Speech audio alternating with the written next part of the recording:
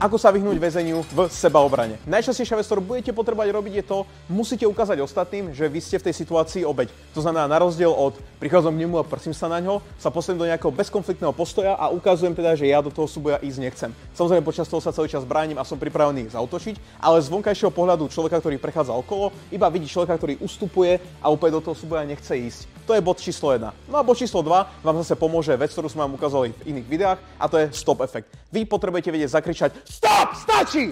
Aby ste zaprvé dali vedieť tomu druhému, že útočiť nemá, a vám to dáva čas na to, že vás zaregistrujú ostatní ľudia, ale hlavne potom, ako vy ten stop efekt zakričíte, tak už je to iba na útočníkovi, či zautočí alebo nezautočí. Ak nezautočí, super, vyhrali ste to a žiadna sebaobrana sa nekonala.